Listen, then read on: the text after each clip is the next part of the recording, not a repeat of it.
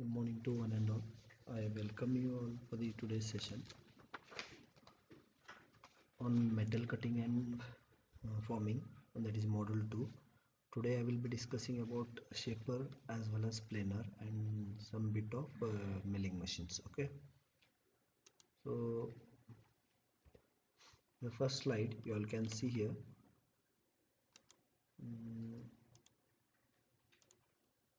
This universal milling machine and ohm universal milling machine.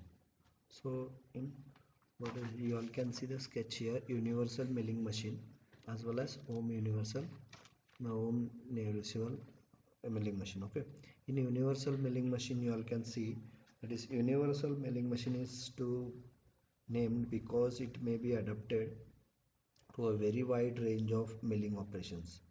It can be distinguished from a plain milling machine in that the table of universal milling machine is mounted on a circular swilling base which has degree graduations, and table can be swilled to an angle up to 450 or on either side of the normal position. Okay, and you all can see this column. Okay, this is the column which is very important, or important part of this, which holds all, and capacity of the universal is considerably increased by the use of special attachments, okay, such as dividing head. Okay, dividing head, or index head, vertical milling attachment,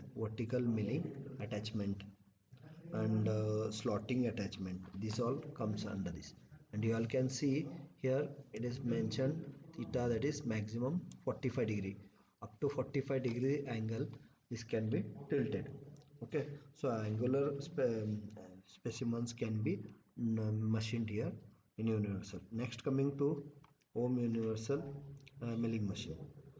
The table, besides having all the movement of universal milling machines, can be tilted in a vertical plane by providing swivel arrangement. Okay, swivel arrangement, you all can see the swivel base. With the help of this you can go ahead with swivel arrangement. Okay, at the knee, swivel arrangement at the knee.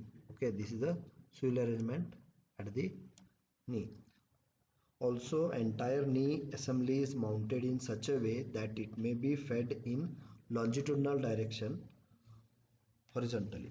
Okay, so next comes manufacturing of bed type milling machines. In that, simplex milling machine and duplex milling machine. The fixed bed type milling machines are comparatively large, heavy and rigid, and differ radially from column and knee type milling machines by the construction of its table mounting. The table is mounted directly on the guideways of the fixed bed. The table movement is restricted to reciprocation at high right angles to the spindle axis, with no provision for cross or vertical adjustment. The cutter mounted on the spindle head may be moved vertically on the column, and the spindle may be adjusted horizontally to provide cross adjustment. The name simplex, duplex and triplex indicates that the machine is provided with single, double and triple spindle heads respectively. In a duplex machine, the spindle heads are arranged one on each side of the table. In triplex the type, the third spindle is mounted on a cross rail. You can see here the spindles in a simplex as well as in a duplex. In duplex we have two spindles, okay, and in simplex it will be one spindle. Okay, so next, coming to drum milling machines. Drum milling type milling machine. These machines are of continuous drum milling machines. These machines are of continuous operation type. They are mostly found in large lot and mass production shops for production of large parts such as motor blocks, gear cases, and clutch housings. Two flat surfaces of the workpiece can be milled simultaneously. A square drum, sometimes it may be a regular pentagon or hexagon, is mounted on a shaft passing through the frame. Parts are carried in fixtures mounted on the drum faces. The drum rotates continuously in horizontal axis, carrying the parts between the face milling cutters. Okay. Next we will be discussing about the shaper. So you can see the here shaper. The main function of shaper is to produce flat surfaces in different planes. In general, the shaper can produce any surface composed of straight line elements. Modern shapers can generate contoured surface. The shaper was first developed in year 1836 by James Naismith, an Englishman. Because of the poor productivity and process capability, the shapers are not widely used nowadays for production. The shaper is low cost machine tool, is used for initial rough machining of the blanks. So you all can see here major parts of the standard shaper. So you all can see the major parts. First one is table support, second one is table, third one is clapper box, fourth one apron clamping bolt, fifth one is down feed handle wheel, and here you all can see the swivel base degree graduation. Okay, hand wheel for position of stroke adjustment, ram block locking handle, ram column driving pulley, base feed disc, pawl mechanism, table elevating screw. This is the table elevating screw, and this is the this whole is a pawl mechanism. Okay. And this is the base on which the whole machine is mounted. Okay, so first of all we'll go ahead with base. It provides the base which provides the necessary support to the machine tool. It is rigidly bolted to shop floor. All parts are mounted on base.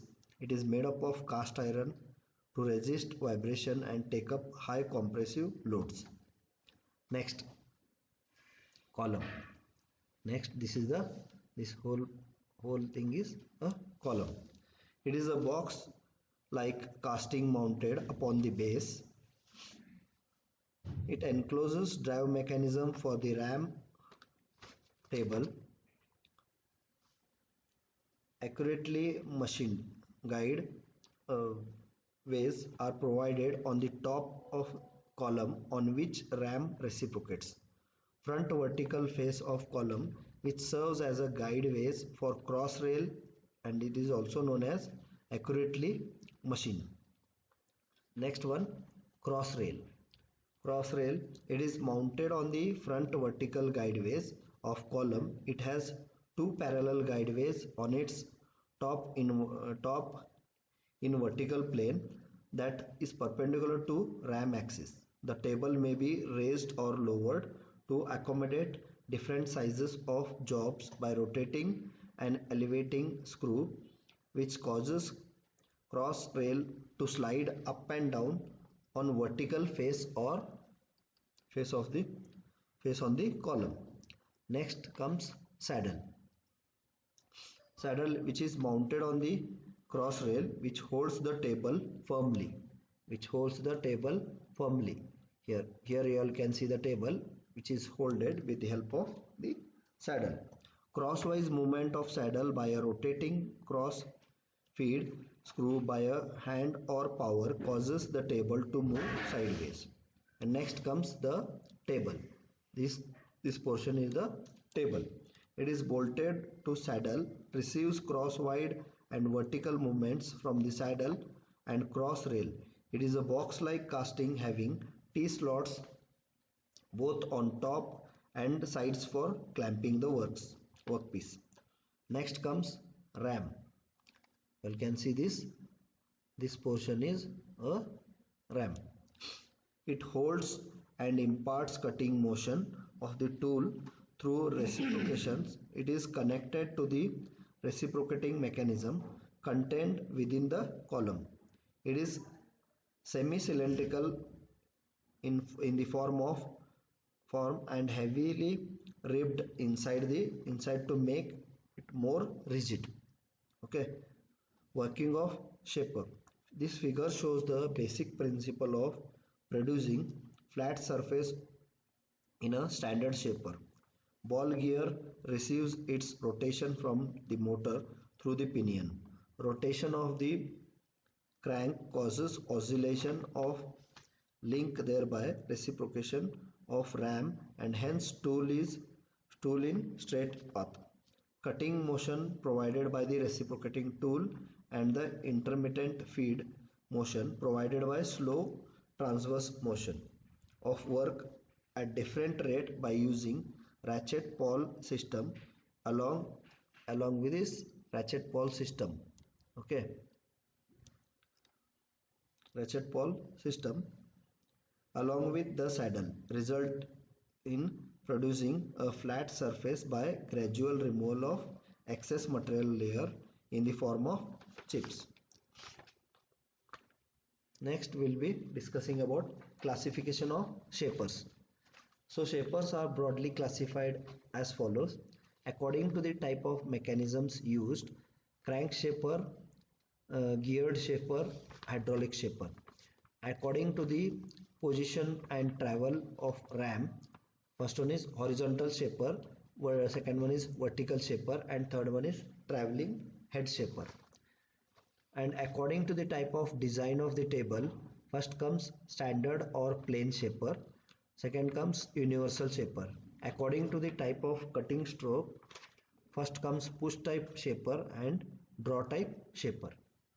So next we proceed with planer. So what is planer?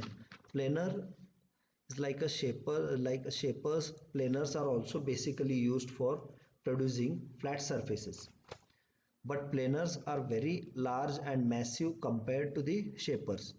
Planers are generally used for machining large workpieces which cannot be held in a shaper. The planers are capable of taking heavier cuts. The planers was first developed in the year 1817 by Richard Roberts, an Englishman. Okay, types of planers. The different types of planers which are most commonly used are standard or double housing planer, open side planer, pit planer, edge or plate planer, and last one is that is divided or latching table planer. So first of all we'll discuss about standard or double housing planer. So you all can see here sketch of the standard or double housing planer. It is most widely used in workshops. You all can see this bed and a rack and pinion position. Okay, and at the right hand here there is a side tool head.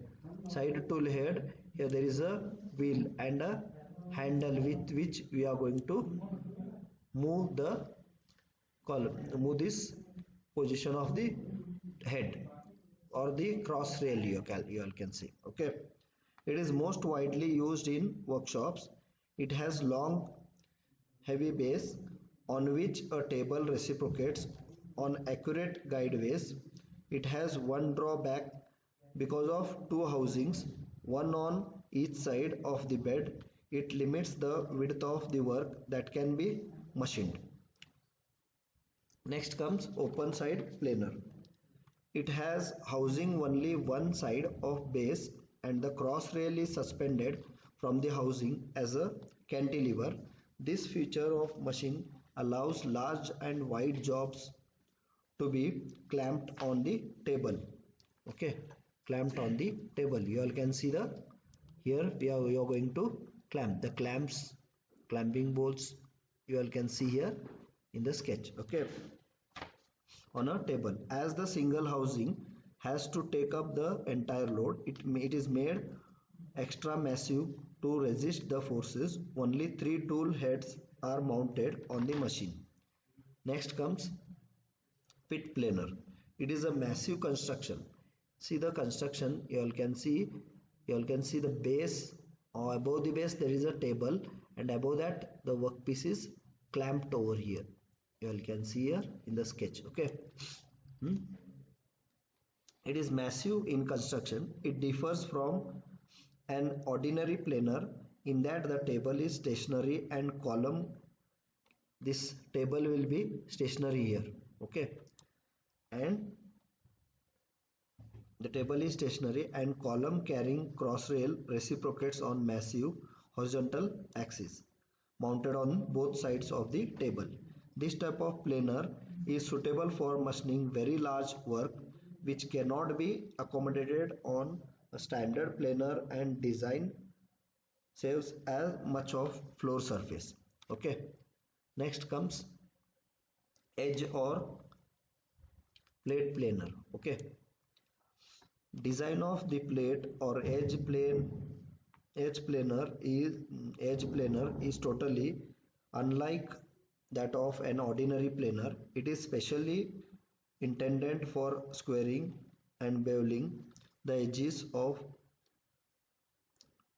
steel plates used for different pressure vessels and shipbuilding works. You all can see this.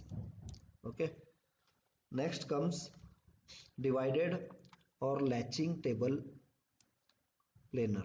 Okay, this type of planer has two tables. You can see the two tables, table 1 and table 2, which may be reciprocated separately or together. This type of design saves much of the idle time with setting the work. To have a continuous production, one of the table is used for setting up the work and other is used for machining.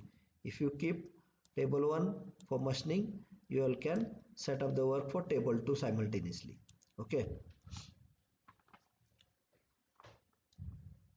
this planer is used for identical workpieces. Next comes the difference between shaper and planer. In shaper, you all can see this shaper machine. You all can see the shaper machine.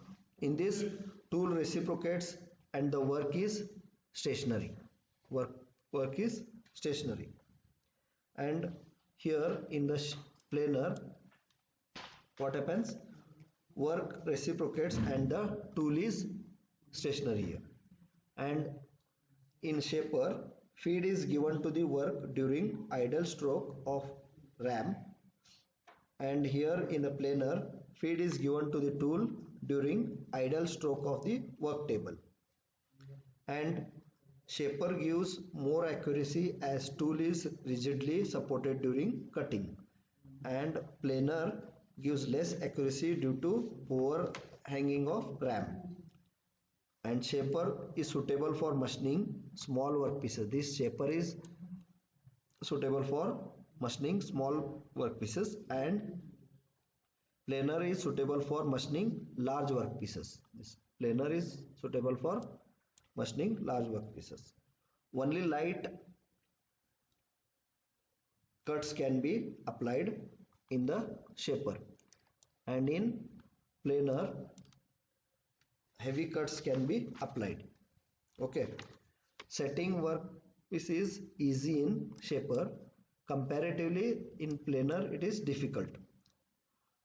Only one workpiece at a time is machined in the shaper, and several workpieces are machined at a time in planer. Lighter and smaller, shaper is lighter and smaller, and planer is heavier and larger.